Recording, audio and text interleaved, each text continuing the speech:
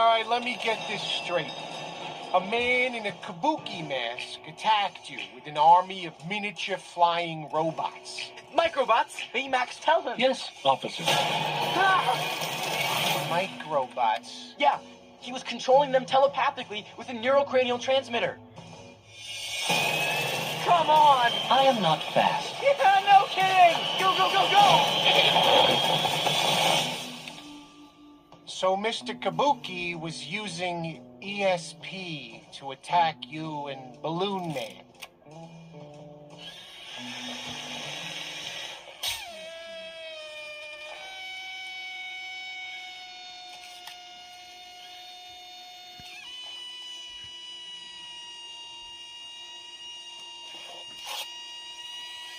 I know it sounds crazy, Kid, how about we call your parents and get them down here? What? Write your name and number down on this piece of paper and we can help.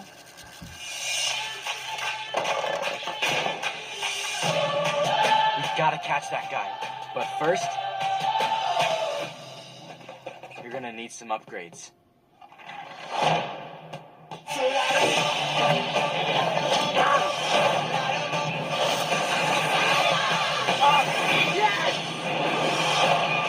A lunatic in a mask just tried to kill us. How cool is that? I mean, it's scary, obviously, but how cool?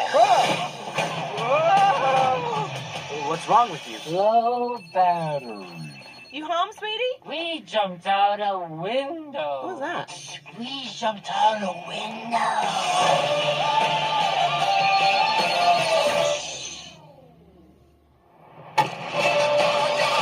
Harry baby. Harry baby. And welcome to Time About the Movies, everybody. We are now at the holiday season of 2014, November 7th, 2014. We got two big new releases from Disney and the latest one from Christopher Nolan, along with an Oscar bait movie this year with about the story of Stephen Hawking, featuring an Oscar-winning performance by Eddie Redmayne. We have a lot to get to here, so let's just get to it. Let's start off with the biggest of the three new releases, and that is Disney's Big Hero 6. This is an action-packed comedy adventure about the special bond that develops between Baymax, voiced by Scott Adsit from 30 Rock, a plus-size inflatable robot, and protege Hiro Hamada, played by Ryan Potter.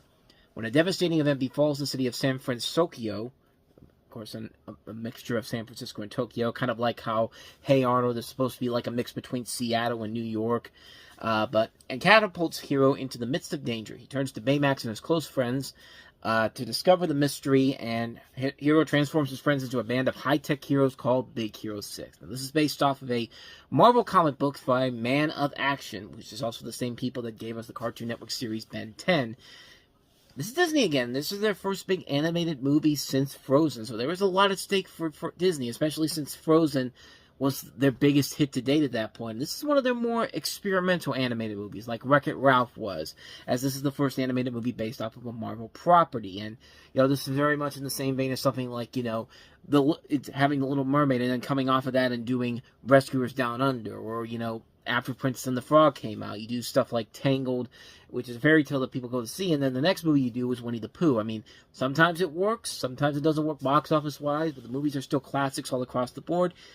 And Big Hero 6 definitely is a worthy addition to its newer animated movies. This was a really solid animated film, and, the animation overall is great in this movie. The visual look of the city is really great. It's a unique style we haven't seen done before. And the rest of the film looks very impressive, too. I like the character designs overall, and it's a very gorgeous-looking film. The characters are nicely animated by these actors. I think nicely voiced by these actors. Nicely animated. What am I saying? Nicely voiced by these main actors, especially Baymax, with, the great voice work that Adsit brings to the table with this. He's such a likable character. And the fact that even though he has no emotions, the performance itself is really where the emotions come from. He has the best moments in the entire movie. If there's one thing I'll say that's against the movie, it's the story. Not that it's bad or anything, far from it. It's actually good. But there is a lot of elements of the story taken from How to Train Your Dragon. There's even scene structures that are not only taken from How to Train Your Dragon, but even the sequel that came out earlier in the year. I mean, it's not like another movie we'll develop into later on that rips off these other movies and tries to pretend it doesn't. I think they're fully aware of what kind of structure they want to take from this, and they do a good enough job of at least making us aware of that, but you could definitely see the little bits here and there of them stealing from How to Train Your Dragon a little bit here. But the real point of the movie where the film kind of falls apart is the villain and the reveal of who the villain is. And it's like, really? That's who the bad guy is? And just a heads up, like, it's not somebody like, there was a whole thing where people thought it was going to be, Hero's brother, who we see early on gets killed off, and you think, okay, he's probably going to be the bad guy in this.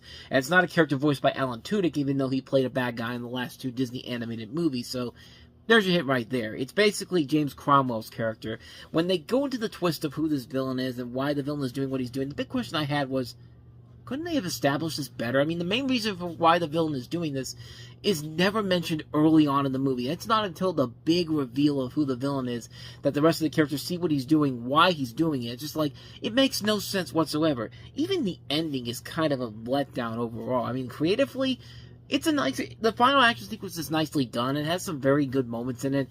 They added this in the subplot about this portal that's created by the villain and how the portal actually contains somebody who was believed to be dead, and it just feels forced, man. It just feels like, it felt like they forced it in there for no real reason, especially when the movie already killed off the main character's brother in the beginning, and yet this other character who we're just getting introduced to in the 3rd act gets a chance to live, and it's unnecessary, and actually creates a plot loophole towards the very end of the movie. It's just kind of like, it almost took me out of the movie when I first saw it. It's kind of like, come on, man, really? You were doing so good up until we got to this point. I mean, yeah, the 3rd act is really where the film struggles a lot, but despite it being a letdown, I didn't hate the movie. I still enjoy it. I still think it was a ton of fun to watch. I think the animation is good overall. The characters are really good. The story, although it does take a lot of hints from How to Train Your Dragon, is good as well. If there was a better villain in a 3rd act that actually worked overall, I think you could have had something on the same vein as something like Frozen. But as it stands, still a good animated movie, but not one of the ones I would consider one of the best of the year. Like, in a year where you have the Lego Movie and How to Train Your Dragon 2, I mean, you're not even going to be able to compete with a movie like this, so, yeah. Mixed opinion towards the very end of the movie, but for the most part, I enjoy Big Hero 6 enough, so. So now, let's go ahead and get to the one that I know is going to get a lot of people mad at me for saying this, because I'm sorry, I just feel like I have to say it about this movie. This is Christopher Nolan's worst thing he's ever made as a director. That's not saying it's bad, but we got to talk about Interstellar. The Earth is dying on November 7th. I've got kids, Professor. Get out there and save them. Here we go. The director of Inception and the Dark Knight trilogy takes the motion picture experience to a whole new world. Hang in there, come on. It's too damn fast. I'm ready to make it. Yes, you are. Oh, you're not prepared for this. Interstellar, November 7th, rated PG-13. So in the not-too-distant future, next Sunday AD, sorry, I had to throw in some MST3K for you in there, but in the near future, Earth has been devastated by drought and famine, causing a scarcity in food and extreme changes in climate. When humanity is facing extinction, a mysterious rip in the space-time continuum is discovered, giving mankind the opportunity to widen their lifespan.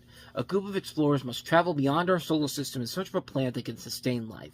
The crew of the Endurance are required to think bigger and go further than any human in history, as they embark on an interstellar voyage into the unknown.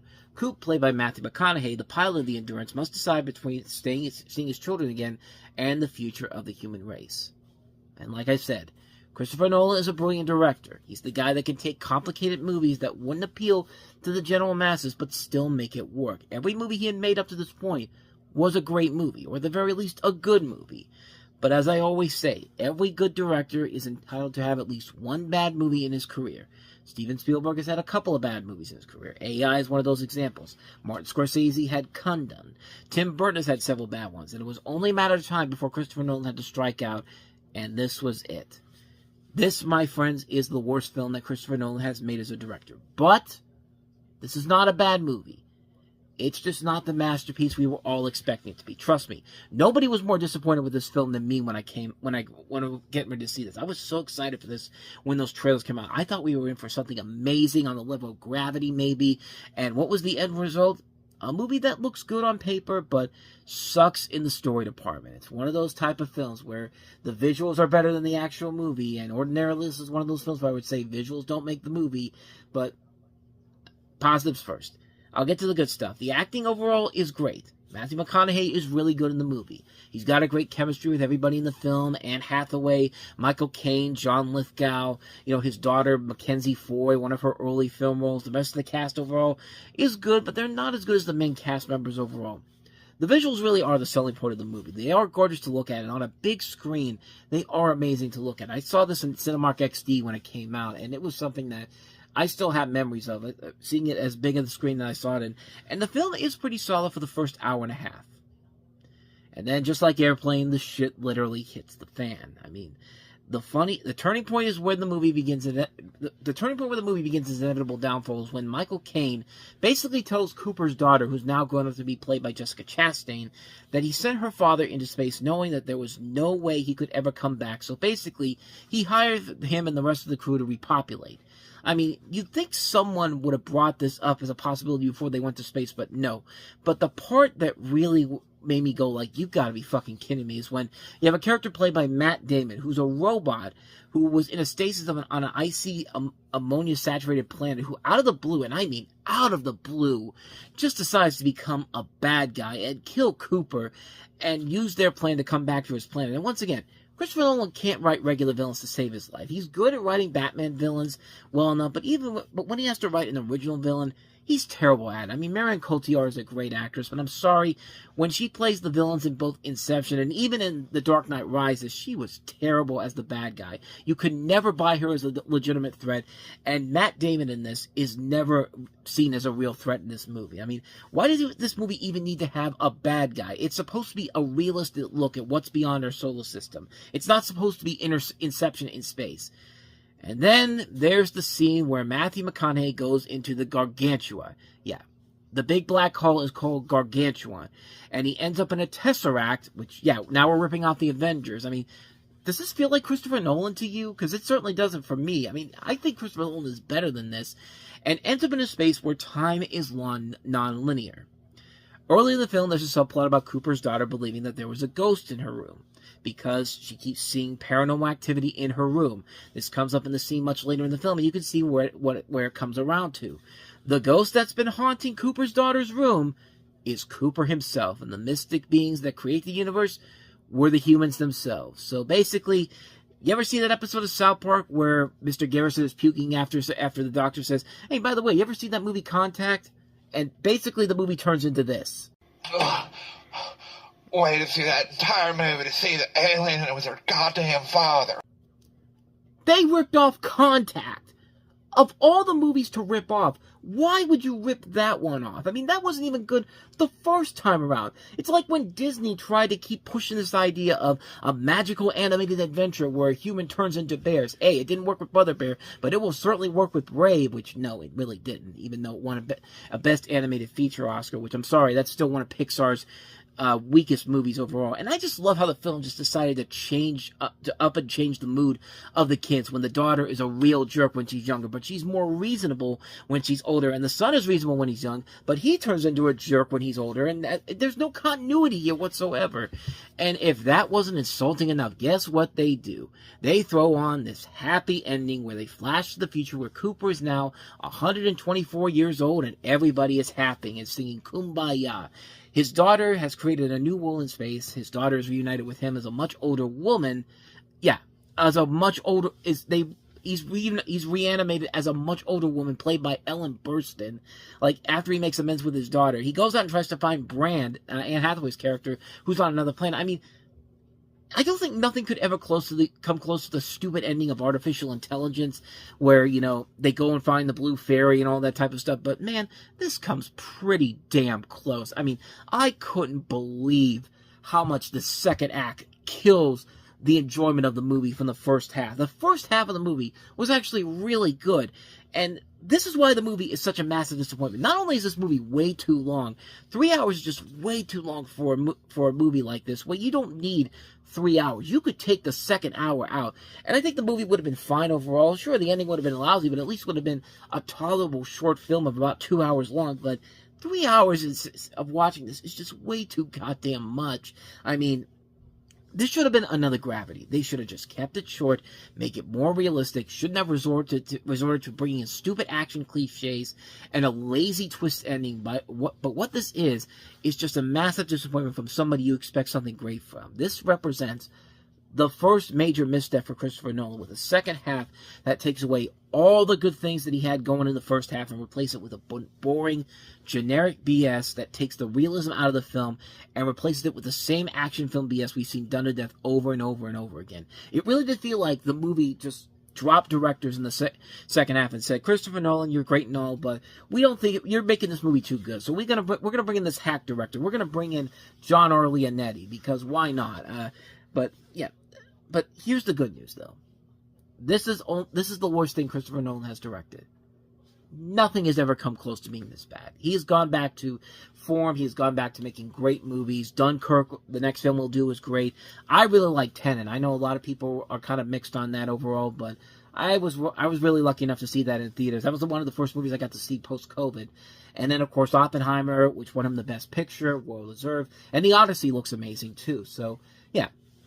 This was the worst thing he did back then, but he has not sunk to this low yet. I think he realized that this movie was a movie that had a lot of high ambitions to it, but something happened with him in the second half of making this movie, because, my God, the second half of this movie was just a mess of a film. It takes away all the good things that made the first half worth it and replaces it with some of the most boring, generic BS bullshit you'll ever see in your life.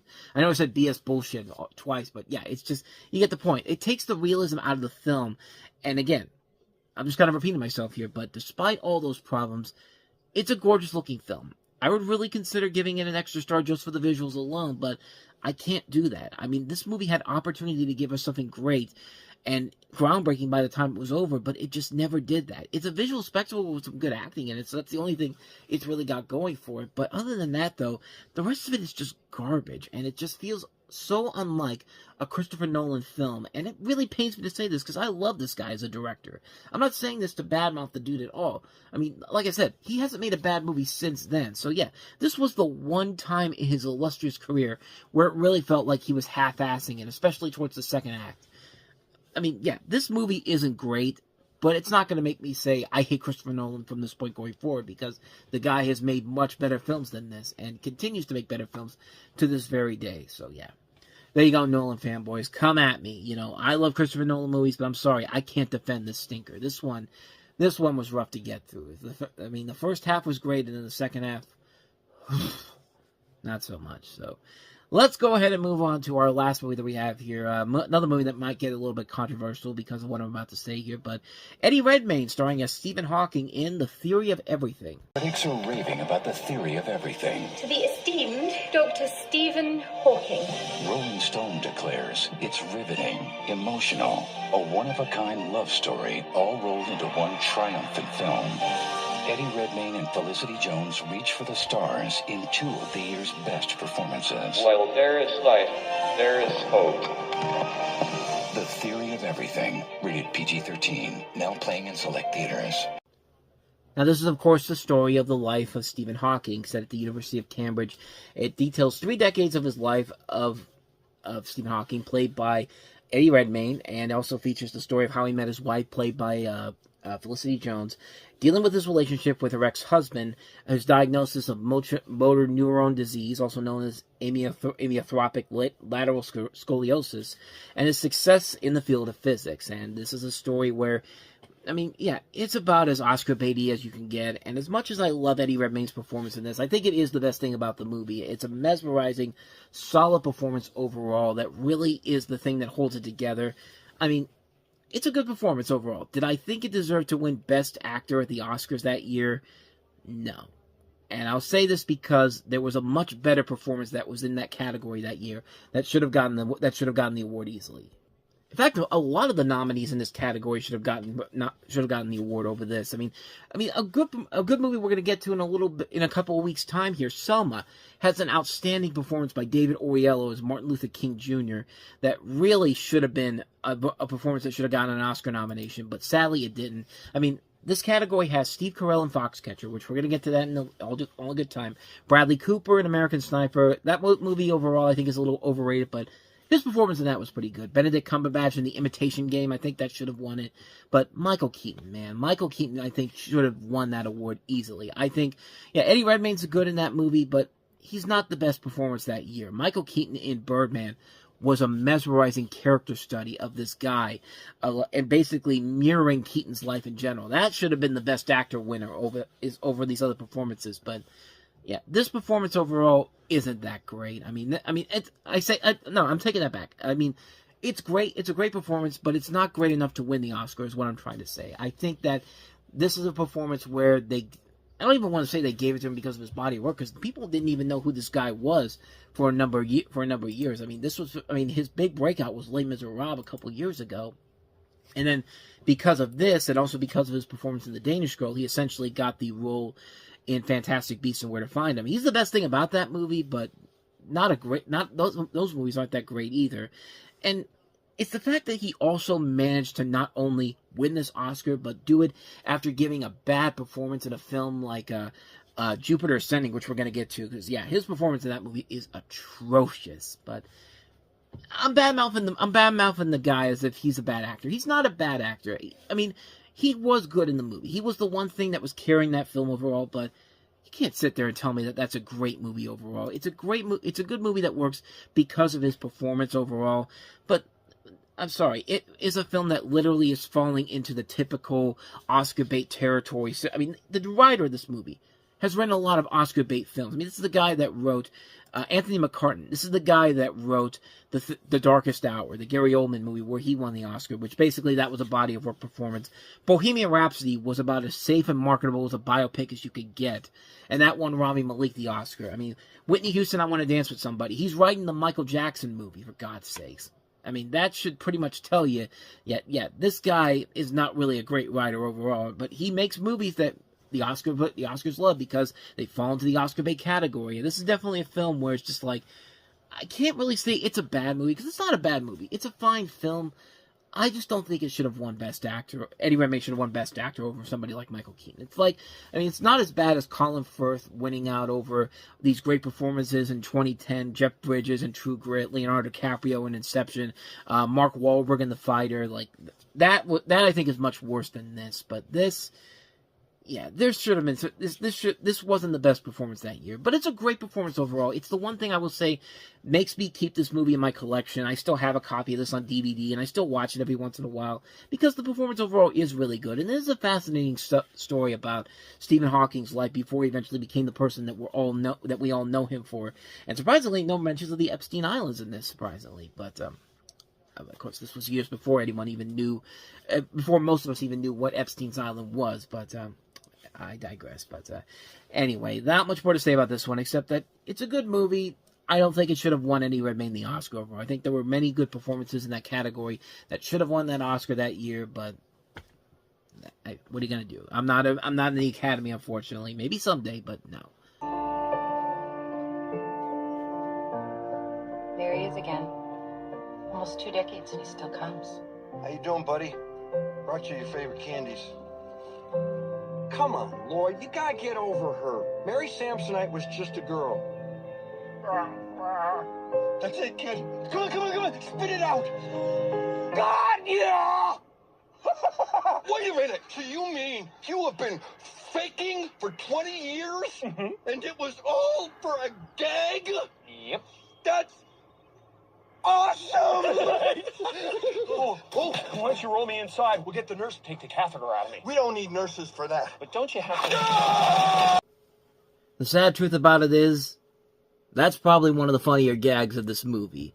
Welcome to Time About the Movies, everybody. Today we are taking a look at the 5 films that make up November 14th, 2014. And there was no bigger new release that weekend than Dumb and Dumber 2. Finally, after 20 years, we get the official sequel to Dumb and Dumber, and not that Dumb and Dumber When Harry Met Lloyd crap, you know, that was a movie where everyone hated, and just like, look, we got Jim Carrey and Jeff Daniels coming back, the Farrelly brothers are coming back here, this is going to be an all-around great movie that everyone's going to love. And, let's talk about it. It's been 20 years, and Harry Dunn, played by Jeff Daniels, has found something out. He has a daughter, Lloyd Christmas, once again played by Jim Carrey's equally dim-witted friend, takes one look at a picture of her, develops a crush, and insists the two track her down. What ensues when Harry finally agrees on a bizarre encounter with an old lady, and more hilarity because of the sheer stupidity, just like the way I said that. What ensues when Harry finally agrees is a bizarre encounter with an old lady, and more hilarity because of their sheer stupidity. There we go. I completely botched that together, but this was the movie that kind of started this trend of, let's make forget doing remakes of movies, let's make sequels. Let's make sequels to films way after the last film came out, because, we had, Anchorman 2 and The Best Man Holiday the year before, which ended up being really good movies. I ended up liking both of them a lot. And I usually go into movies like this that have sequels that come way after the last movie with a lot of trepidations, because the predecessors are so good. And to make a sequel and take this long to do, especially with a film like Dumb and Dumber. Dumb and Dumber is a classic movie.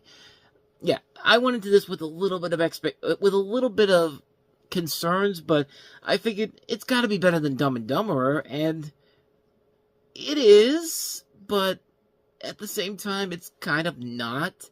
I mean, I like it better than Dumb and Dumber, but at the same time, it's just like my morning trip to the bathroom provided something much better than Dumb and Dumber was, but I won't delve into that because, well, too much information. But then again, Dumb and Dumber has the more memorable moments of toy boat. Dumb and Dumber has more memorable moments to it than this movie does. I can guarantee you that. And, at least Dumb and Dumber has stuff that did make me legitimately laugh. This one, I like it, but it has a ton of flaws to it. And the biggest flaw is that it does copy a lot of the plot and the same tropes from the first Dumb and Dumber.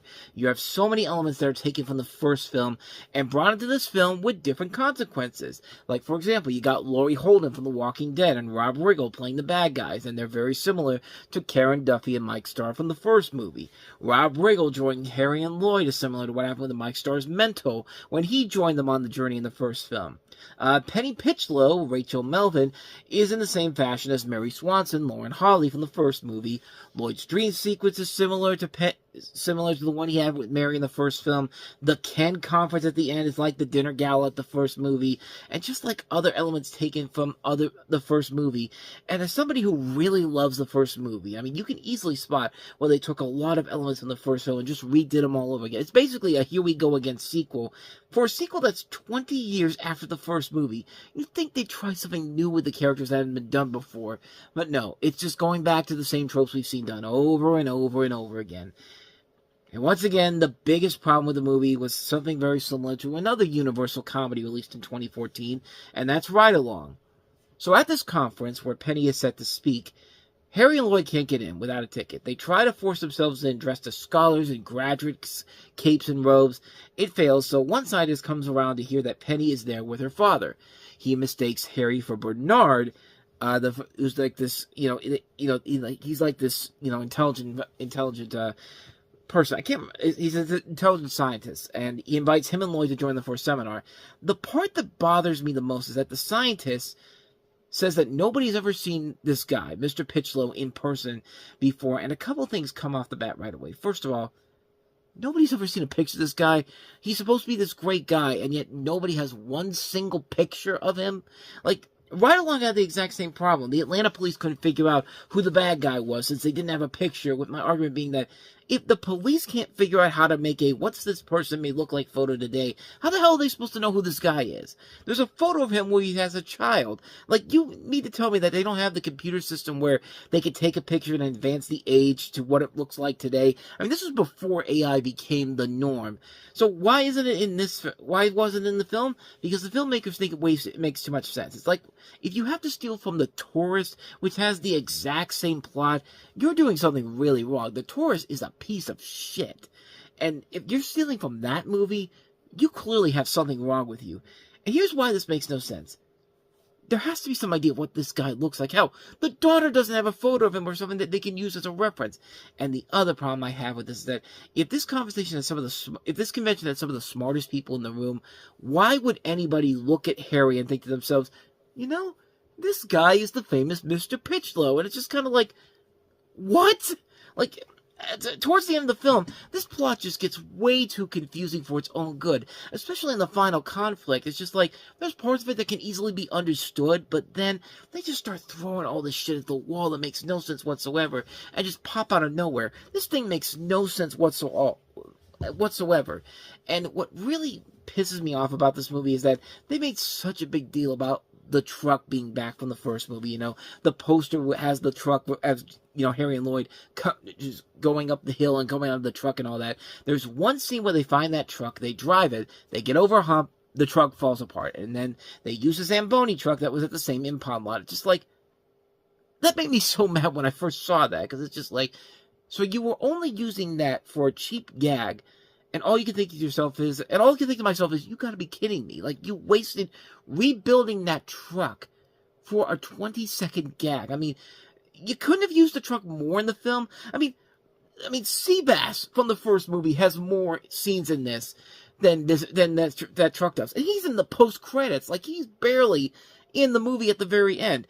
Now, I'm going crazy on this, thinking, like, this is a terrible sequel. It's not. It's just, the rest of the stuff, it does work. I mean, Jim Carrey and Jeff Daniels still have that great chemistry together as Harry and Lloyd. You can definitely tell they wanted to get back together. It's not like another American reunion. This feels more like Best Man Holiday, where you can definitely tell they wanted to come back to this. I mean, granted, Jim Carrey doesn't usually do sequels, and he's been kind of on a lull since around this point in time, but, I mean, he seemed like he wanted to come back and do this, and it was great to see them coming back once together again. I mean, it was great to see. I like the new cast members they brought in here. You got Kathleen Turner having a really good role in here. I mean, it's definitely a performance that works better for her than some of the other movies that try to put that the way that people looked at her back then is what I'm trying to say. But, you know, Rob Riggle, I was starting to get tired of seeing him after in Let's Be Cops. He actually did make me laugh in this. He actually has some of the funniest scenes in the movie. Like, you see a little bit, if you see the full trailer, where he can camouflage as all these different things. And that's a funny little gag there.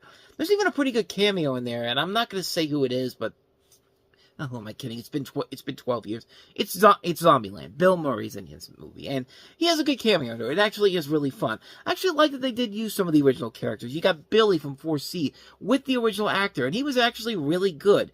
And like I said, the guy who played Seabass is in this movie, and he actually did have a couple decent scenes at the end. The comedy overall is solid. It didn't just go for straightforward gross-out jokes.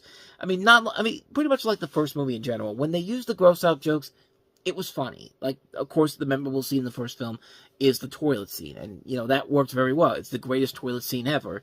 Second only to Van Wilder, even though that Van Wilder literally uses the same noises from Dumb and Dumber. But there are clever comedic moments and really silly comedic moments. It's a meshing of what works. So this movie really isn't a mess overall. It's just, the stuff that they pull off in this movie is just ridiculous, and it just really feels like they were basically just doing, you know, the same stuff we saw in the first movie. And it's a plot that starts off kind of interesting, but then just goes gonzo by the end of it, not in a good way, but ends up being saved by the chemistry of Daniels and Carey and a lot of really funny and silly comedic set pieces. I think the best way to watch this movie in general is to not expect something as funny or great as the first film, which after 20 years, why would you even think that? But it's a fine movie overall. I'm still debating whether or not if I like Dumb and Dumber a little bit more than Dumb and Dumber 2, and it really is neck and neck, because I think Dumb and Dumber has a lot more funnier moments in it. The movie itself is not really all that great, but this one's mostly just forgettable overall. But, I mean, I don't know. It goes back and forth with me. I mean, it's a decent movie, but it's not the one that's going to have that legacy that the original Dumb and Dumber had. I mean, most of you out there even remember this movie even came out? Yeah, I wouldn't blame you, because, yeah, it's been, 12 years? This movie doesn't have that same memorability as the original Dumb and Dumber. I mean, the original Dumb and Dumber is more memorable now than it has been before. I mean, it's going to get a resurgence now with the news that Tubi is going to be putting the Dumb and Dumber animated series on the streamer, along with all these other great Cartoon Network shows we all grew up with. So, yeah, that's going to be fun to see. But, I mean, the Dumb and Dumber animated series is more memorable than Dumb and Dumber 2. I mean, that should tell you everything you need to know about this. Yeah, I've gone off for like 10 minutes now talking about this movie overall. Overall, it's fine, I guess, but it's a sequel that I immediately forgot about, and I think a lot of people immediately forgot about it as well. So that was the big new release this weekend. Who's going to combat with Harry and Lloyd? How about Guma and Bathara in Beyond the Lights? Why you straight away. You want to be a runner-up? You want to be a winner? You ain't ever gonna fly. You ain't got no one to hold. I'm just saying what everybody else wants me to say. You ain't got no. Lyrics come into my head all day long. You ain't ever. Is this some sort of cry for help? When I needed a mother, you were always my manager. I need to say something. Beyond the Lights, rated PG-13, now playing. Speaking of stuff that's been done to that before, yeah, tell me if you've heard this story before. Romance ignites between a troubled young singer on the cusp of stardom and a handsome young cop with political ambitions in this drama about the power of walking your own path. Noni Jean, played by Guma Mbatha-Raw, who really is an actress I've really enjoyed. I thought she was really one of the best things about that terrible show Undercovers, which was on NBC at the time, but she plays a talented singer whose ethereal voice has taken the world of music by storm. A glimpse beneath the surface, however, reveals a girl who's cracking under the pressure to top the charts. When Noni tries to end it all, concerned cop Kaz Nickel, played by Nate Parker, pulls her back from the ledge and shows her that life is still worth living. Along the way, Noni and Kaz fall head over heels in love. Meanwhile, the powers that could be conspired to keep them apart, as well as focus on their respective careers. But without Kaz's love, Noni may never find her true voice. And this movie really doesn't really find its true voice overall. The best thing I could say about the movie is Guma Mbatha-Raw, who really does show that she indeed has the potential to be a great leading star, and sadly, nobody really ever took her on that, really. She's really mostly just gone back to, like, these much smaller roles in general. I think her biggest role since then was playing the Plumette from Beauty and the Beast, and yeah, that's about it. I mean, she hasn't really done a whole lot of noteworthy things since then. She's been mostly in a lot of lackluster films in general. And this film, I really didn't like it. I really thought it was underwhelming, especially considering that this came from the same director who did Love and Basketball and The Woman King. I mean, this is a woman who knows what she's doing as a director, and it just can't get away from the lackluster story that we've seen done to death before. This is basically a black version of Star is Born, and not really a good version of it overall. We've had a better version of Star is Born that will come out later on in this decade. I mean, the performances overall are fine, besides Mbatha-Raw, who I think really is the best thing about it. Nate Parker's okay in here. Minnie Driver has some good moments in here. Danny Glover's pretty good. Machine Gun Kelly actually has a decent role in this film, but yeah, other than that, though, there's nothing really that amazing about this movie. It's largely forgettable, except for Mbatha-Raw's performance in this, which actually, her singing in this actually did lead to this film getting an Oscar nomination for Best Original Song, which, of course, in that year, you really weren't going to beat out a film like, was there a Disney Everything is Awesome, which I think was, yeah, Everything is Awesome, which came out this year and won the Oscar for Best No, it didn't.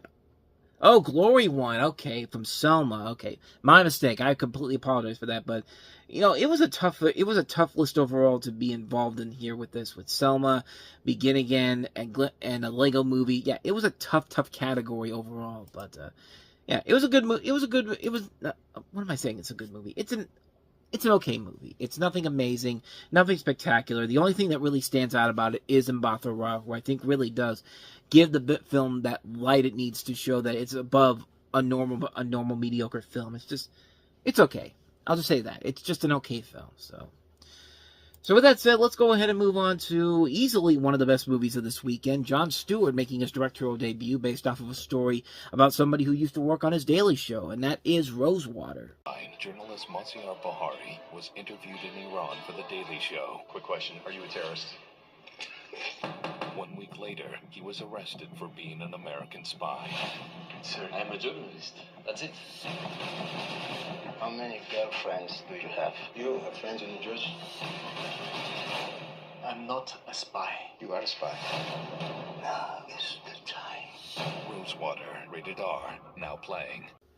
So remember back in 2013 when Jon Stewart took the summer off and went on to direct this movie, and John Oliver basically took over, which eventually led to him getting his own show on HBO, which for a little bit was actually a lot better than The Daily Show was, but it still is very good. But yeah, that's what this movie is. This is basically a political drama based on a real story that happened with a lot of people involved in The Daily Show.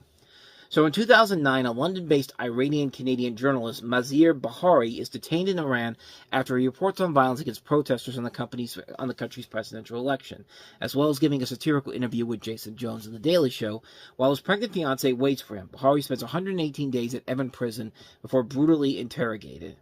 gee, this doesn't sound familiar to something that's happening nowadays. But yeah, this is a movie where it was mostly, I think, forgotten because Nightcrawler had just come out a couple weeks before, and it got a little more attention critically and commercially, and rightfully so. It's a great movie, and sadly, this film kind of got pushed off to the side. It did decent business at the box office, and did okay. It did pretty good in terms of, critical reception overall, but was sadly largely forgotten since it came out, and it's a shame because this movie really is an impressive feat, especially from a guy like Jon Stewart, who you don't expect. This was before. Keep in mind, this was before people like Jordan Peele and Zach Cregger. These guys that were mostly known for comedies were essentially branching out into these other forms of entertainment. Like Elizabeth Banks is another example of that. But this is a movie where you get to see Jon Stewart really show off what he's able to do as a filmmaker, and he really knocks this one out of the park. Gael Garcia Bernal plays Bahari, and he is really a great actor in this movie. He really is giving the solid performance that you really do buy into straight from the get-go. You got Claire Foy, who's doing really well in this, playing the pregnant fiance. I mean, everybody in this movie works very well. The best aspect about this movie is that it takes you by surprise. When you hear Jon Stewart directing a film like this, your first thought is, okay, this guy mostly is known for satirical comedy, but he's making a serious movie. Surely this can't possibly fail in any way, shape, or form. Wink, wink. And surprisingly, it doesn't. It works very well because Stewart really does put his heart and soul into making this film as a serious project. You could tell that he did everything he could possibly do to tell the story he's passionate about in a feature film. He's not half-assing it here. He's doing a lot of effort into this. I mean, the guy left his show for a summer to work on this movie. So yeah, it's got to turn out to be good if he's doing all that. And I think it is a movie that sadly got overlooked when it first came out, but like I said, it's a timely movie considering what has happened to the world since then. Not just in Iran, but also here in the States as well. I mean, it's a timely movie, especially for today's marriage, and it showcases the impressive directing abilities of what Jon Stewart is capable of doing here. And he would direct one other movie in 2020. I think it was Irreplaceable or Irresistible. It was the one with Steve Carell in it and Rose Byrne. Irresistible, that's what it was, which was fine, but definitely not as good as this movie was. Kind of the equivalent of Zach Braff's follow-up to Garden State, even though that Wish I Was Here was much worse than Irresistible was. Irresistible was just passable at best, but this really is a movie that shows what Jon Stewart's capable of as a filmmaker, and I really do recommend people check this movie out. It does show his abilities as a filmmaker, and it's a movie that should have gotten a lot more attention when it came out. It's a great film, one of the best movies of the year. Rosewater, excellent film. And we'll see Steve Carell in just a little bit because he stars in another one of this weekend's best movies. But before we get to the good stuff, we have to go to our steaming pile of crap. And nothing says crap like Kirk Cameron trying to convince you to celebrate Christmas the way he wants you to celebrate it in Saving Christmas. Do you ever feel like Christmas has been hijacked? Hey, where's Christian? How's he doing? Is he okay? Oh, he's fine, really. He's just not into Christmas this year, that's all. By all the commercialism and those who want to replace Merry Christmas with Happy Holidays or Season's Greetings, whatever that means. You okay? This is not what Christmas is all about. If that wasn't bad enough, the first warning sign should have been the fact that Kirk Cameron's production company is called Cam Fam Studios, which sounds like a name of a porn company than a company owned by this now ultra-Christian Kirk Cameron. But yeah, this movie is just wow. Kirk Cameron stars as a fictionalized version of himself. He's trying to convince his fictional brother-in-law, played by the director of this movie, Darren Doan, that Christmas is still a Christian holiday. What it really is 80 minutes of Kirk Cameron basically bashing every single person out there. It's not even a movie that's so bad it's good. It's a movie that is just so bad it's bad. I mean, this thing is abysmally awful. You want to know how bad this is? This is right up there with Surviving Christmas, Deck the Halls, Christmas with the Cranks, and some of the worst Christmas movies you will ever see in your entire life. And people knew it from the get-go. It was a flop when it came out. It was universally panned. It got a 0 on Rotten Tomatoes. Do you realize how low you have to be to get a 0 on Rotten Tomatoes? The Master of Disguise has a 1% on Rotten Tomatoes. That's how bad it is, people. Just to give you kind of an idea of where this movie lands, we've got a list of movies that I've covered on Time About the Movies and Time About the Movies Flashback. Let me go ahead and show you this lovely list that this movie is on with films that we've taken a look at. Police Academy 4, Citizens on Patrol, Problem Child, Highlander 2: The Quickening, Return to the Black Lagoon, Folks, Look Who's Talking Now, Wagons East, Simon Says, Three Strikes, Ballistics X vs. Ever, Pinocchio, National Lampoon's Gold Digger, Super Babies, Baby Geniuses 2, Redline, One Missed Call, Transylvania, The Nutcracker in 3D, 1,000 Words, Left Behind, which we just took a look at, and that was about half the list of movies that have a 0% rating on here. 44 films have a 0% rating on this, and Kirk Cameron Saving Christmas is one of those movies. It was the lowest rated film on IMDb, and it's widely considered one of the worst films ever made. And can you really blame him? And guess what? You know what Kirk Cameron's response is? You know, this is an atheist smear campaign. It's just like, fuck off, dude. This guy has completely gone down the rabbit hole, and we thought that this was going to be the worst of humanity when this guy is basically giving you 80 minutes of spewing his beliefs on you. This is like if you walk around and a random person comes up to you, and then all of a sudden it seems normal first, but then he starts talking about the Lord and Jesus Christ, and he's wearing a shirt that looks like this, but then on the back of it there's like Christian quotes on it, and he's just like, you can't get away from this guy because he keeps blabbing on and on and on. That's what this movie is like. This is like a person stopping you from doing what you're doing, whether you're going to work, whether you're going shopping, whether you have to go to an appointment, and stopping you to talk about the Lord, our Savior, Jesus Christ. Just like, you know, I think Jesus would have been more than fine of you avoiding this movie's existence. I mean, this is just a mess on so many levels. Some people could see it as a so bad it's good movie. I mean, it has been roasted several times, rightfully so, but it's a bad movie, man. It's a bad, bad film, and just, I mean, like I said, it's right up there with some of the worst Christmas movies ever made. If that doesn't tell you enough to stay away from this movie, then quite frankly, I don't know what's going to tell you to do that, man. But, hey, at least if you're going to still try to go see this garbage here, can I at least recommend you check out a good movie like our last film, Foxcatcher? Hello? I wanted to speak with you about your future. What do you hope to achieve, Mark? I want to be the best in the world. Good. What'd you get out of all this? You and me winning. America winning. It's your time now. But there are some psychological issues that we need to take care of. I don't need your help. Want to tell me what's going on? Hey, what did I just say? Foxcatcher, rated R. Now playing select cities. From director Bennett Miller, the same man that gave us Capote, we have Steve Carell, Channing Tatum, and Mark Ruffalo in the story about multi-millionaire DuPont family heir and restaurant and wrestling enthusiast John DuPont, played by Carell, and his 1986 recruitment of Olympic gold medalists Mark and Dave Schultz to help coach American wrestlers, and DuPont's murder of Dave in 1996. So not only are you getting a career-defining performance by Steve Carell at this point, but also Channing Tatum, who's having a strong year with 22 Jump Street, and then the Lego movie to start the year off, and then you have this film, and then Mark Ruffalo is in this movie. He's given a great performance. Vanessa Redgrave, a cast that also includes Sienna Miller, Anthony Michael Hall, Brett Rice, I thought it was Brian Baumgartner for a second, but no, this is not Kevin from The Office. Brock Lesnar's in here. He actually has a nice little cameo.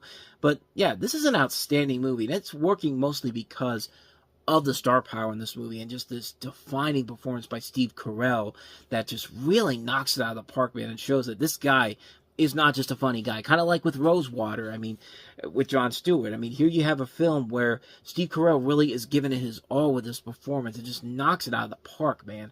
Mark Ruffalo is really good in this movie as well. Channing Tatum, like I said, is absolutely incredible in this. And this is the last thing that Bennett Miller did. The film he did before this was Moneyball, which is a great movie. And I'm wondering why he hasn't done anything since then. I guess he has a documentary coming, but what is this here?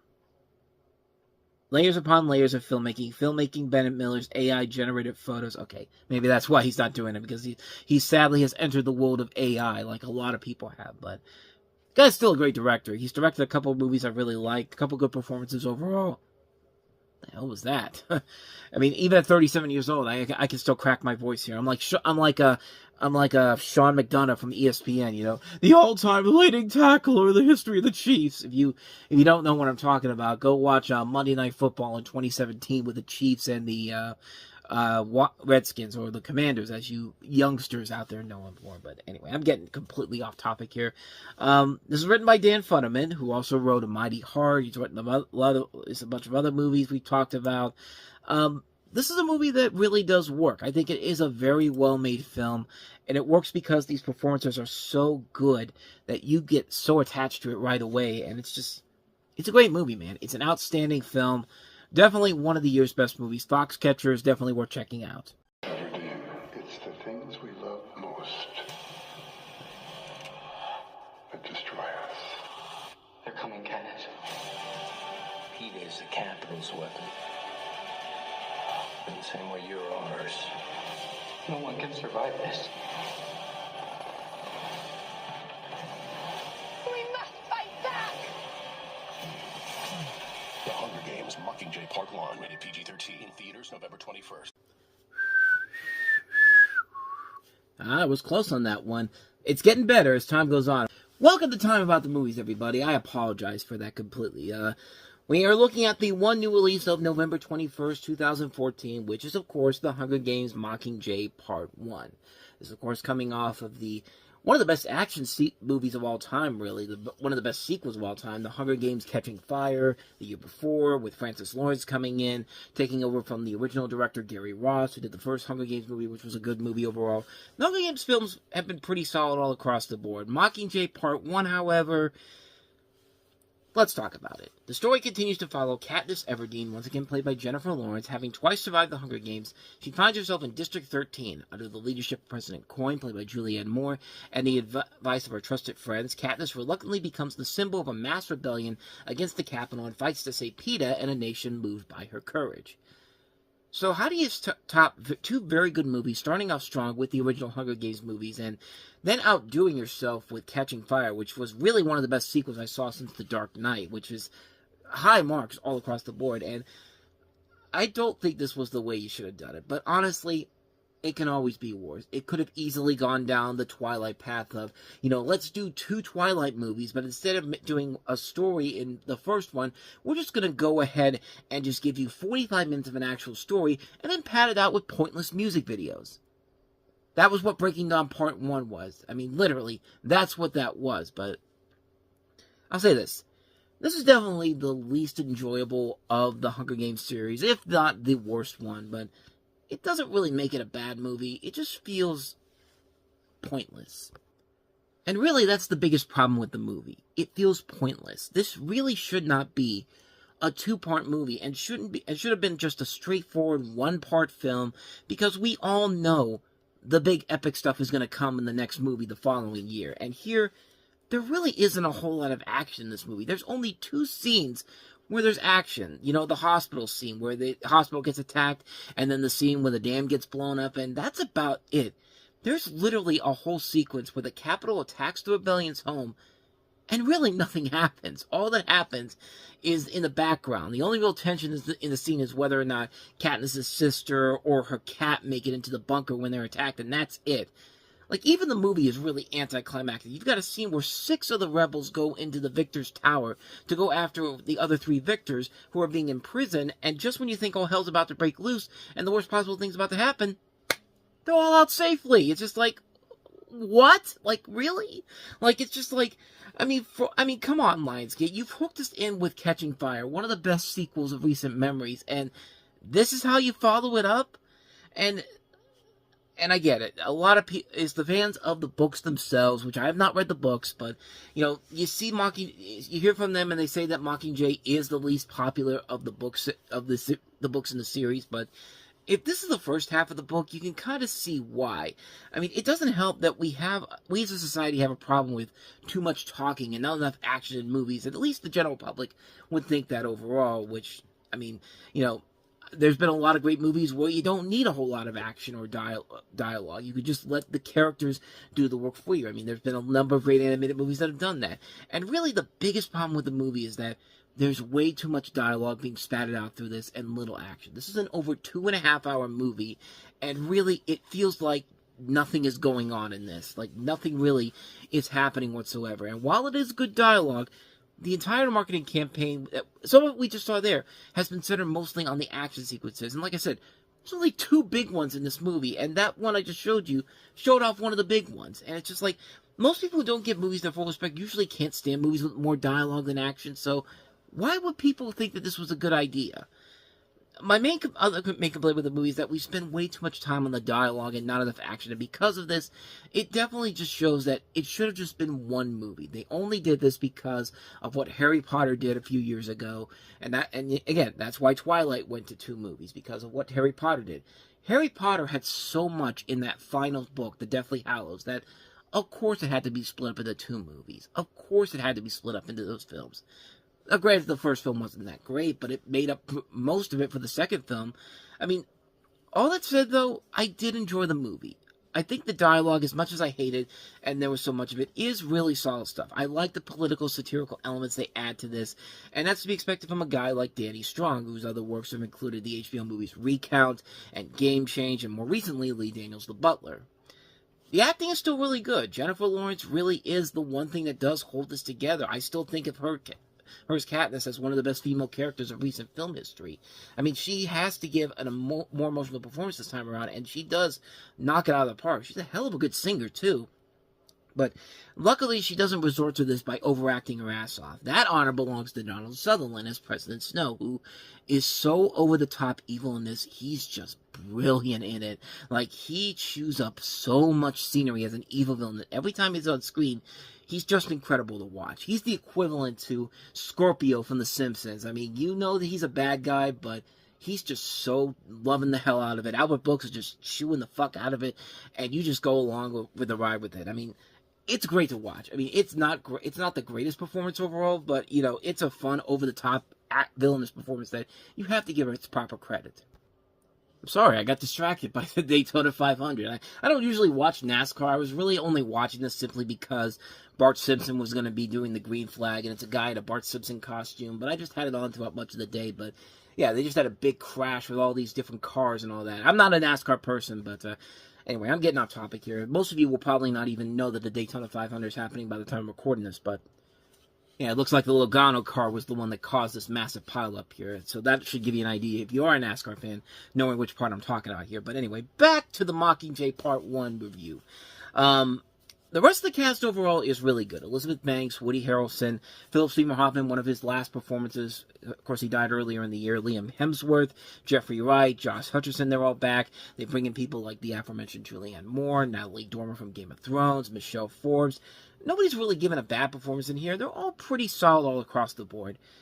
And I'll say this, though. I did say earlier that this is a near 2.5-hour movie. It's not. It's about 2 hours long, so I guess I'll take that back in my original thoughts on this. But yeah, it's a good enough pace overall. At 2 hours, it doesn't feel like you're wasting your time here, but you never really feel like you're getting the true investment of what this film is supposed to be. This is supposed to be the first part of this gigantic finale, the penultimate conclusion of the storyline here, and you do get at least what you want to get from this first movie here. You really are expecting much bigger and more epic because it is the last film, but it really doesn't deliver it, especially in this first film. I mean, if you're looking for action, this is not the movie for you. This one, I really do feel like this is an example of what happens when you try to do a 2-part movie and you save all the big stuff for last, and it just doesn't work overall. And it's not a bad movie, but it's definitely the least enjoyable of the series so far. And Part 2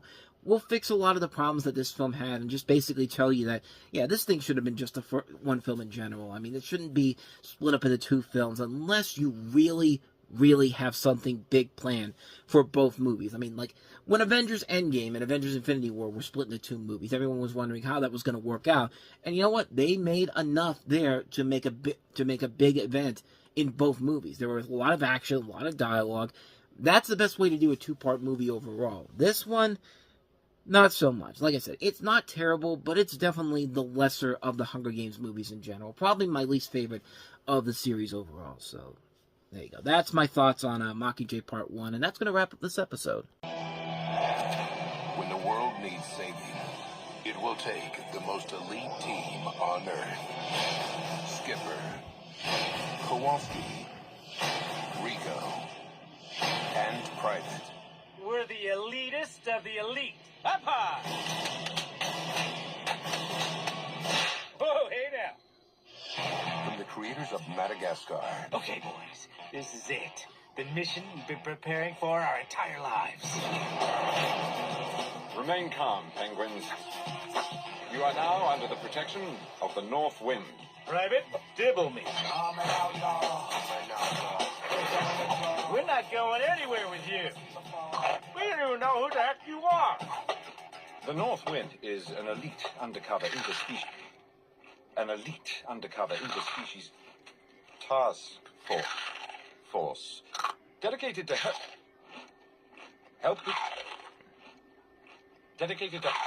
dedicated to helping animals who can't help themselves. Skipper, we've got to be 5 miles up. That pretty much limits our options. I make my own options.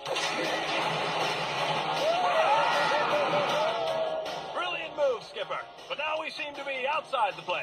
I've kind of got caught up in the moment. Well, hindsight's 20/20. Oh, why don't we catch that plane? Bird strike. Log it. DreamWorks Penguins of Madagascar.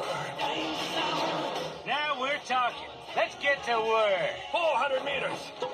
300 meters. Fake American Kowalski. Sorry, sir. 218 yards.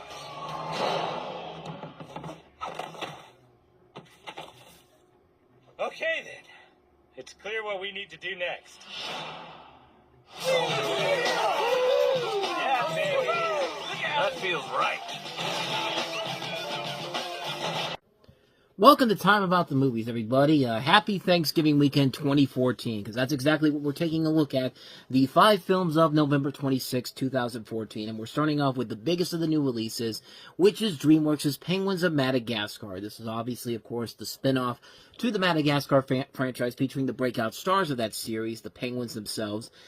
Super spy teams aren't born, they're hatched. Discover the secrets of the greatest and most hilarious covert birds in this global espionage biz. In the global espionage biz. Skipper, Kowalski, Rico, and Private, these elitists of the elite, are joining forces with a chic undercover organization in the North Wind, led by handsome and husky Agent Classified, played by Benedict Cumberbatch, and together they must stop the villainous Dr. Octavius Brine, voiced by John Malkovich, from destroying the world as we know it. So, we're going to touch on another franchise film later on in the movie, and I'll just tell you, it's a lame, really bad movie, but if that's the case, this is the complete opposite. For what it is. I mean, let's get something straight right off the get-go. The plot for this movie is one of the stupidest plots I have ever heard in my life. I mean, but here's the thing. The movie, I think, is very much aware of that fact, and the fact that this film has that charm, they make fun of it, and it's definitely working to the film's advantage. It has that unique charm to it that is just so goddamn entertaining. I enjoyed the hell out of this movie. This movie is so well done. It does not feel like a movie that's out of... I mean, it doesn't feel like a Madagascar movie. It feels like its own thing with these characters from the Madagascar franchises. Because you can tell the people who made this movie took a lot of inspiration from the classic cartoons of the old days. I'm talking about Looney Tunes, Tex Avery-style humor in this. The comedy and animation in this is so well done. You even see a little bit in the trailer for this how the camera just keeps moving as the scenes go on in this. And that was not in the original Madagascar, at least not early on in the series. I mean, they do a good job of, like, you know, you see the scene where they're huddling up and you see the camera moving a little bit here. And I think that's actually something that's very unique and something we hadn't seen done in the original Madagascar franchise at that point. And something that it's kind of what DreamWorks was trying to do. DreamWorks was kind of trying to advance with that. Actually, now that I think about it, they have been doing it ever since, probably How to Train Your Dragon and all that. I think that was one of the early ones where, well, again, Kung Fu Panda. Maybe I'm just talking out of my ass at this point. But bottom line here is that the comedy and animation overall is very well done. A lot of high energy, a lot of moments that offer tons of great laughs. I mean, you know, the characters are always great to see. I mean, I watched the cartoon when it was on Nickelodeon, and I love the new characters they added in this. You know, John Malkovich playing the villain in this is so funny in this. You know, Dr. Octavius Bryan, or Dave as the film puts it. Like, he is so much fun in this. He is so over the top with this spectacular animation that they're giving him. You could tell someone definitely loved to animate this character. I mean, this is bordering on, you know, Mark Dindal villains. Like, you ever see a movie directed by Mark Dindal, like Cats Don't Dance, The Emperor's New Groove, the Garfield movie, where you could just tell that they love so much animating the villains in this. That's what it felt like watching this movie. You can definitely tell that in this film. I like the North Wind characters, too. Benedict Cumberbatch was really good playing Agent Classified. He has a lot of really good, funny moments. And I would have liked to see this. I would like to see these characters in their own spin-off movie. It's actually one of two movies Cumberbatch is in this weekend that are actually really good. We'll get to the other one later. I even like the fact that they do have a lot of great moments on the caliber of a theme park ride. You see a little bit in the trailer there, that scene where they're flying out of this plane. And it really does feel like you've entered a theme park ride at Universal, and a fun one. And I'm actually kind of surprised that DreamWorks is able to put a nice continuous tracking shot of this together. It's one long continuous tracking shot, and it's done really, really well. If there's any real flaws besides the story, the other big flaw of it is that we kind of have to resort to yet another kids movie cliche where it does feel like, you know, the little guy feels like he doesn't contribute much to the people around him. It's just like, we're going back to this again, man. I mean, we've known these characters now for nearly 10 years. I think we get the point that he's the little guy. He's the guy that, you know, not a lot of the other characters would look at and be like, you know, they think of him on the same level, even though they still really do care about him. It's just, I get it. Private was the youngest one of the group, and he's proven his worth in the past, whether it's the Madagascar movies or the TV series, but it just really doesn't feel like a subplot that needs to be there, except it has to play a part in the finale of the whole thing. But other than that, though, this is still a really, really fun movie. I actually like it a little bit better than the original Puss in Boots, and the lesser of the DreamWorks animated films this year. It's definitely the lesser of the DreamWorks animated films this year, especially with a year that has Mr. Peabody and Sherman and How to Train Your Dragon 2, but there's still more than enough for this movie to be seen as a really fun movie all across the board. Enough great comedic moments, spectacular animation, great characters to make it a very well entertaining and well-made spin-off film. It's a really good fun time at the movies overall. Not one I don't think is going to be as memorable as some of DreamWorks' other works, but still a ton of fun to watch. And again, kind of like what I touched on in the last episode, it's one of those movies where I really wish DreamWorks didn't swap this around with Home, because we're going to get to Home in March, but I'll tell you, Home is one of their worst movies overall, but they put it in March because it's an original franchise. They're trying to launch a new franchise with that, and it did well enough, but we never got the second movie overall. I really do feel like that movie should have been on Thanksgiving, and Penguins of Madagascar should have been released in that slot, because I really wanted that movie to do a whole lot better than this actually did when it came out of Thanksgiving. I mean, you put it on Thanksgiving at a time when you have Big Hero 6, you've got The Hobbit coming up in a couple of weeks, you got all these other big family movies. It really did feel like DreamWorks was trying to bury this, but, I mean, I don't know, maybe that's just my thinking behind it, but this is still a really good movie. I really enjoyed the hell out of it. I think it's a ton of fun. I can't recommend this one enough. Penguins of Madagascar is a ton of fun. So let's go ahead and take a look at another franchise film that came out this weekend, and one that basically just decided, who cares about being original or creative for the second film? Let's just redo what worked in the first film. Horrible Bosses 2. Betrayed a kidnapping. Guys, the team's back together. You're all morons. I'm not hearing this. Is he being nice to me? I still standoffish so far. You assaulted me. Mercilessly. Fight Club himself. We got a Fight Clubber. No.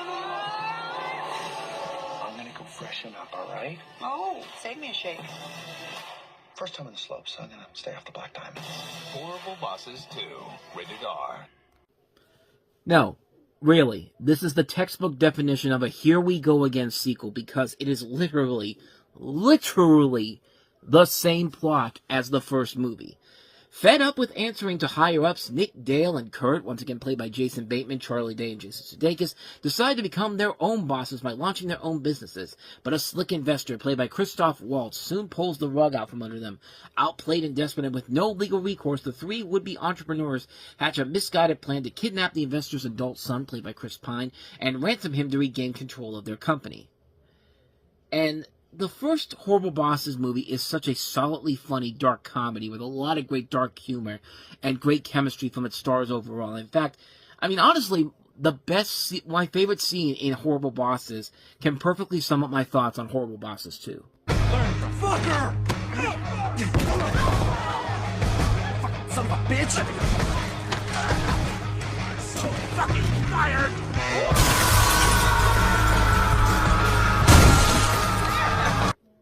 Just imagine me being Jason Bateman in that situation, and Horrible Bosses 2 is Kevin Spacey. I mean, that's really how I felt about this movie. Because really, once you see it, you'd be mad too if you saw what Horrible Bosses 2 did. I mean, I hated this movie.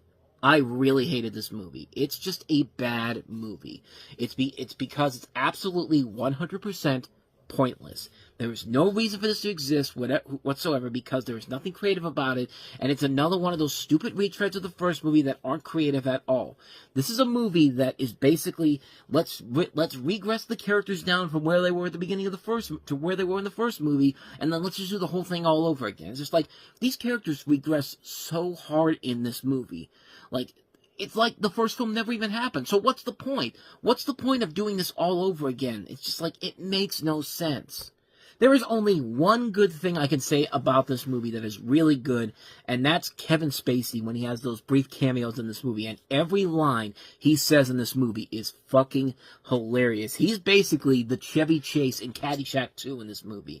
He's the only one that is delivering the best lines in the movie. He's the only one that's actually trying to save it, and he knocks it out of the park. He's the one thing about this movie that makes this all the worthwhile. Other than that, they've all regressed down to where they were at the beginning of the first film. In fact, even worse than that, because they're basically just dumbasses in this. They were actually smartly written characters in the first movie, but here, it's like the writers decided to make them stupider because, we gotta create lame comedy bits. I mean, it's like what happened with Harold and Kumar with Escape from Guantanamo Bay, except even worse than that. And that's really the worst part about it, is that it's just a retread of the first movie, and literally, you can pinpoint every single thing that is going to happen from the first movie, to somebody getting mistaken for one thing, when it should be another, to them bumping off one of the characters to the big double-cross moment. Every single element from the first film is in this movie, and there's nothing about it that works whatsoever. If there's anything I can honestly say about Horrible Bosses 2, is that it's not a movie I feel offended by, like the Hangover sequels. Because the Hangover sequels, I mean, those are movies that, by the time they got to the third film, it was clear that they had no intentions on making a movie after the first film became the unexpected hit it was. I mean, Warner Brothers wanted the sequel so badly, so they said, just retread the first film again for the second movie, and then for the third film, I don't know, just throw some stuff at the wall, see what happens there, and it completely backfired big time. I mean, especially, there's no point to make this film, especially not pointing it out on Thanksgiving weekend. When will studios learn you don't put R-rated stuff on Thanksgiving weekend because it's not going to make any money, especially a sequel to a movie that was successful because it came out in the summertime, when an R-rated raunchy comedy does well. It does not work when you put this out on Thanksgiving weekend. It barely works when you put it out on Christmas weekend. I mean, the last couple of years, we've had a couple of R-rated comedies that have done well on Christmas. We had Nosferatu, which was an R-rated horror film a couple of years ago that did really well on Christmas. But it's just like, it feels like vapor going through my head. I saw it. I barely remembered the movie when I saw it. It doesn't leave a lasting impact on me, and it was just a movie that does not need to exist. There was no reason to make a sequel to this whatsoever. This is definitely one of the worst sequels I've ever seen, because it's a movie where it's just so badly put together. It's just nothing except, let's just make money again, and not even try to be funny. Like, the best elements from the first movie are not in this film overall. A lot of the people are back from this movie, and they have nothing to do here. There's literally nothing about this movie that makes it worth it in the end. I mean, it's just a bad movie. It's a bad movie. One of the worst sequels I've ever seen. Just a complete waste of your time and effort. And it's funny, because in a couple months' time, we're going to have another R-rated comedy sequel that seems like it shouldn't exist at all. In fact, I was going into that one in particular with not a whole lot of high expectations, and I ended up really enjoying it. I actually thought they actually did something unique and different with it overall. But we'll touch on that when we get to, I think it's either February or March when that came out, but we'll touch on that later on. But Horrible Bosses 2 is just a really, really bad sequel. It's just a really bad comedy, period. So with all that said, let's go ahead and move on back to some good movies. Another one with Benedict Cumberbatch. This is one of this year's big Oscar contenders, and that is The Imitation Game. I was on a train that went through a city that wouldn't exist if it wasn't for you. We were going to break an unbreakable Nazi code and win the war. It's impossible. Let me try, and we'll know for sure. Sometimes it's the very people who no one imagines anything of who do the things that no one can imagine. The Imitation Game, rated PG-13, now playing. So this is a story about Alan Turing, played by Benedict Cumberbatch, and his team of codebreakers in Hut 8 racing against time as they attempt to break Nazi Germany's Enigma code at Britain's top-secret government code and cipher school at Bletchley Park during the Second World War. The group of scholars, mathematicians, linguists, chess champions, and intelligence officers have a powerful ally in Prime Minister Winston Churchill, who authorizes the provision of any resources they require. The film spans the key periods of Turing's life, his unhappy teenage years at boarding school, the triumph of his secret wartime work on the revolutionary electromechanical bomb, which was capable of breaking 3,000 Enigma-generated naval codes a day, and the tragedy of the post-war decline that he has, following his conviction for gross indecency, a criminal offense stemming from his admission of maintaining a homosexual relationship. And back then, this was the movie that everyone was saying was going to be the front runner for Best Picture at the Oscars. Everyone's saying it can't miss. It's that perfect of a movie. It's a great winner all around. And, yeah, it wasn't all that great. I mean, for the most part, it's a kind of a boring movie, but not a bad movie. I mean, it's a competently made film. I'll give it that. But there were times when I was so bored by this movie. I mean, the only thing I'll give it credit for is I like Benedict Cumberbatch as Alan Turing. It's that great performance that everybody says it is. And again, it's because he's such a good actor. I mean, we touched on all of his great performances. Everything that he's been in has been really good. He's proven that he is a capable actor. And this is way before he became Doctor Strange and all that.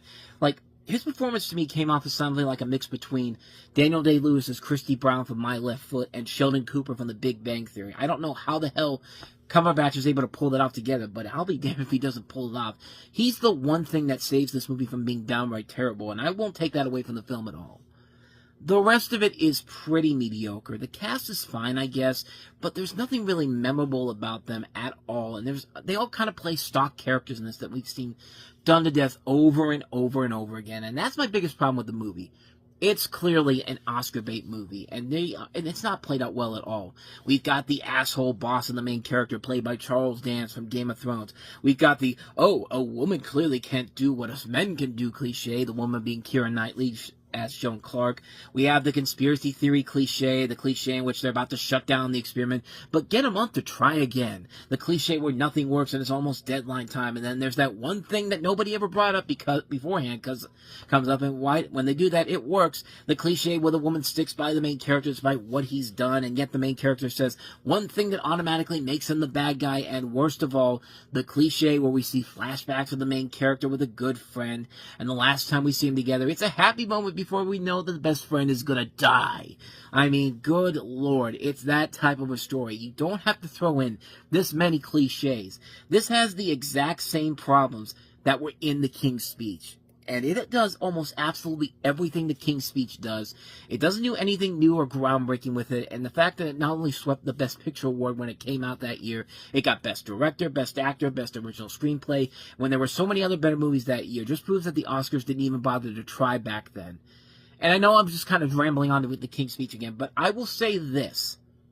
This one is not as bad as The King's Speech is. I still stand by The King's Speech being the worst Best Picture winner in recent memory. I'm sorry. In a year that has Black Swan, The Fighter, Inception, True Grit, Toy Story 3, any other movie released that year could have easily won Best Picture, and I would have been fine with that. They picked the worst winner of the bunch, the most generic, the most boring-ass movie ever. I'm sorry, I still get pissed off at that, because it was basically Harvey Weinstein buying off the Oscars again, clear evidence it's out there, and we can't take it back anymore. And, it really felt like he was doing it again with this movie. But like I said, this one is nowhere near as bad as The King's Speech. It's a movie that it's a movie that's okay. That's the best way I can really describe it, is that it's an okay movie. It's a film that wants to be great. I want to see the best possible movie Hollywood can give us, but the end result is just so bland. It's a by-the-numbers, cliched-riddled biopic that has nothing new or creative to offer, except for Benedict Cumberbatch's performance in this. Like, that's the one reason I will say, see this movie for that performance alone. This is like The Emperor's New Clothes, and the general public is the townspeople who can't see the obvious. Well, you know what? I'm the guy that's going to tell you that the Emperor isn't wearing clothes right now, and I can see his fucking dick right now. This movie is an overrated, disappointing of a film. Plain and simple. I mean, I can't remember. I couldn't remember how much I didn't enjoy this movie. But at least like I said, I don't hate it as much as The King's Speech. I could give it a passable rating because I like the performance of Benedict Cumberbatch. I think that's the one thing that holds it together to say maybe a 3-star rating overall. But other than that, though, it's a pretty boring movie overall. So anyway, that's all I got to say about The Imitation Game, and hopefully I won't have the backlash to that than say The King's Speech. But let's go ahead and move on to. Were there only 4 movies this week? I thought there were 4. I thought there were 5. Penguins of Madagascar, Horrible Bosses 2, The Imitation Game. No, I think we only have 4 movies. I thought we had 5, but let's go ahead and take a look at that 4th and last movie, and it's the one that I think has had the lasting impact out of all the movies that we had this weekend, the horror film, The Babadook. If it's in a word or it's in a look, you can't get rid of the Babadook. It wants to scare you first. Then you'll see it.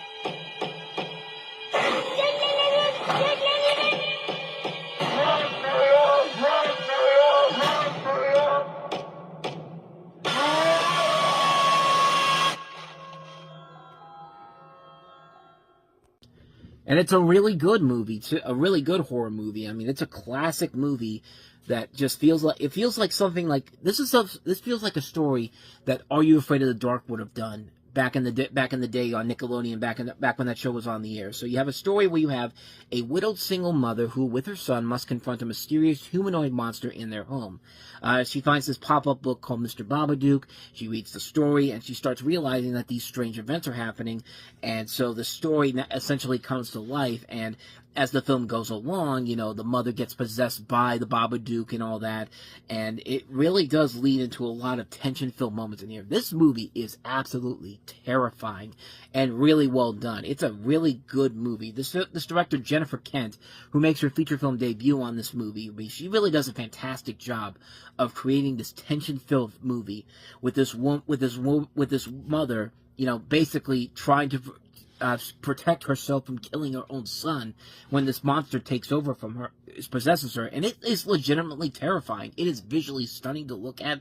The tension is really good. The cast overall is great. I love the design of this creature, and I just love the tension that builds up in this movie. You never know what's going to happen with this kid and all that. And, you know, I think this film did a very good job of creating a lot of high tension, creating a lot of scary, effective moments in this. I mean, this made for one of the best Treehouse of Horror segments of recent memory, the Poopadook, where Marge essentially gets possessed by this demon, in essentially a parody of that. And, you know, everyone criticizes Julie Kavner for her Marge voice being a little more raspy than usual. Well, here's a segment that actually uses that to perfection. It's so well done. And it's one of the best Treehouse of Horror moments, easily one of the best Treehouse of Horror episodes of recent memory. I mean, that's a great episode all around, but that one is absolutely fan-frickin-tastic. And this movie is fan-frickin-tastic. This is such a good movie.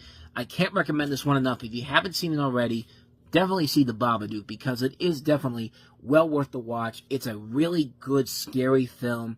It delivers on everything it promises and then some. It's a terrific film. Seek it out if you haven't seen it, The Babadook.